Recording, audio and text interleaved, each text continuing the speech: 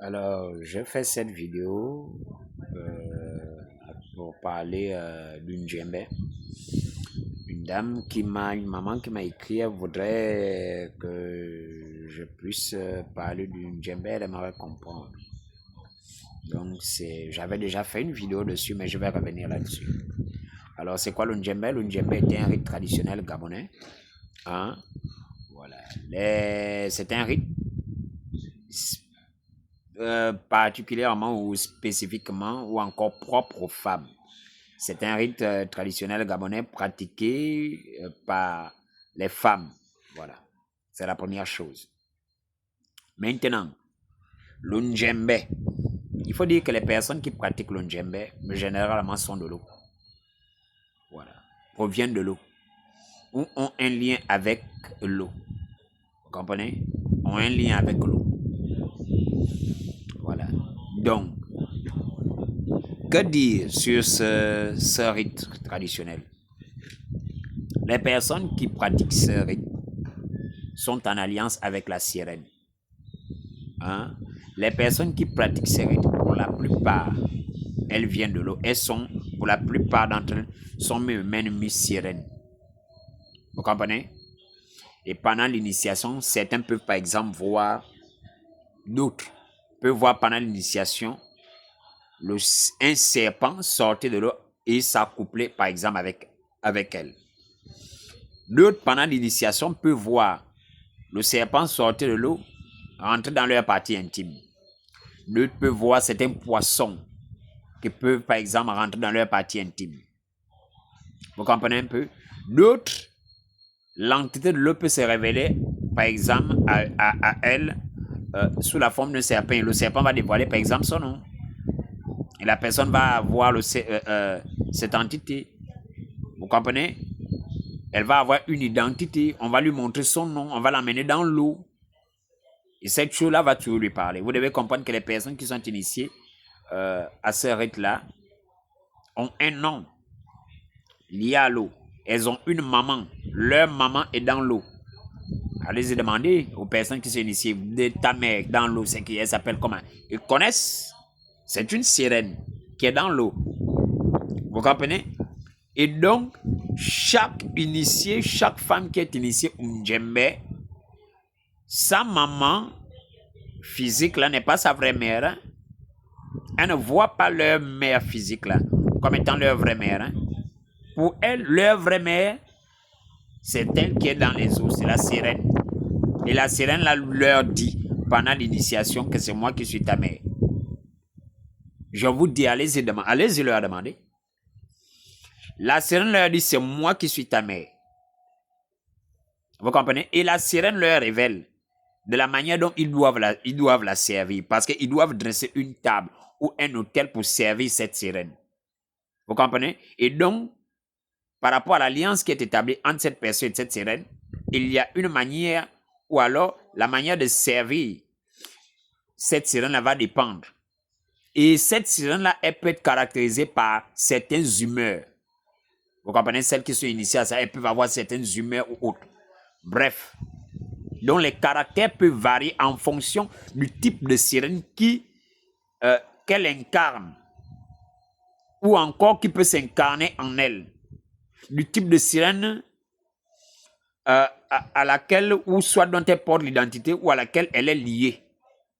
Vous comprenez?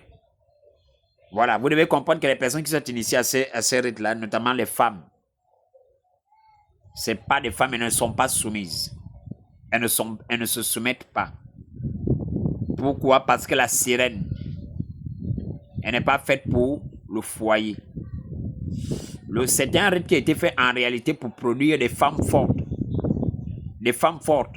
Donc ça produit des femmes avec une énergie masculine. Hein? De domination. Est-ce que vous voyez un peu? C'est lié à l'eau. Or, vous devez comprendre que pour pouvoir dominer, l'autorité, le pouvoir, ça a été donné à l'homme. Donc l'énergie masculine, là, vous devez comprendre qu'en réalité, c'est parce qu'il y a une transsexualité. Physique, c'est-à-dire femme dans la chair, mais homme dans l'esprit.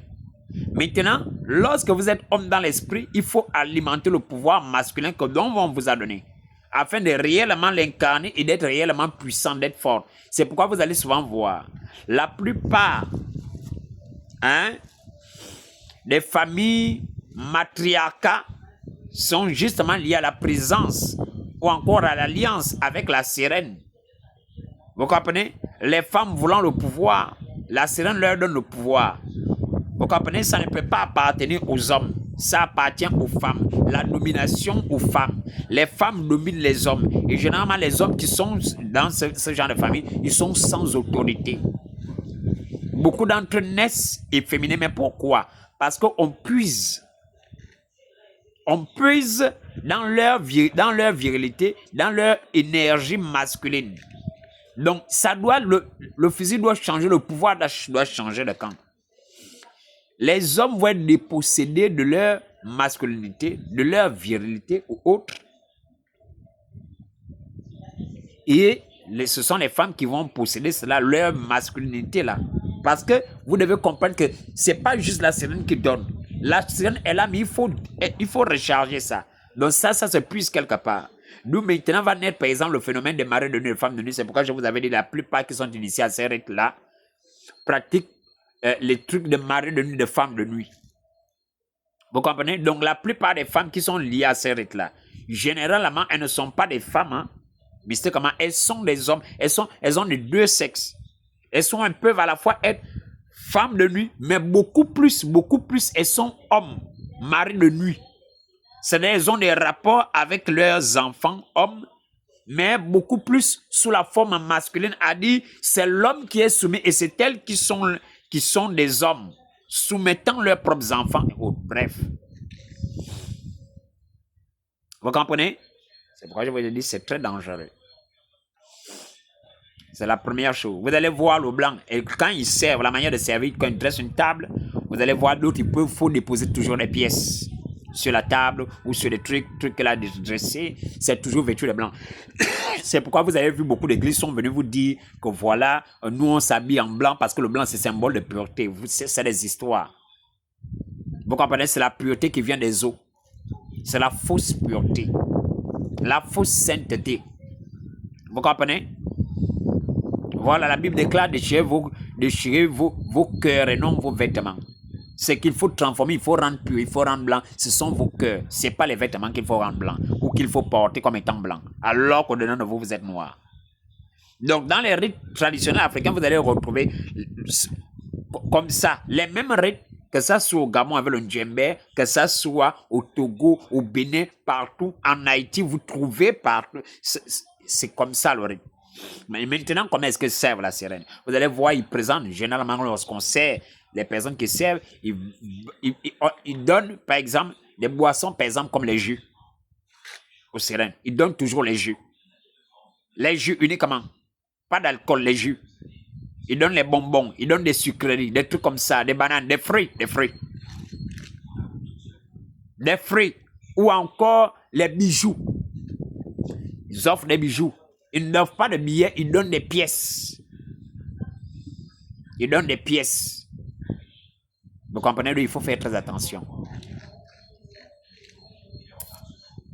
Il faut faire très attention. Quand vous voyez comme ça, c'est que la personne est liée à. Ou encore, il va offrir des parfums. Voilà, il va offrir des parfums à l'eau ou autre. Est-ce que vous comprenez un peu? Voilà, et toutes les femmes qui sont liées à ce rite-là ont un mari. Retenez bien ce qu'il faut dire. Elles connaissent leur mari dans les eaux.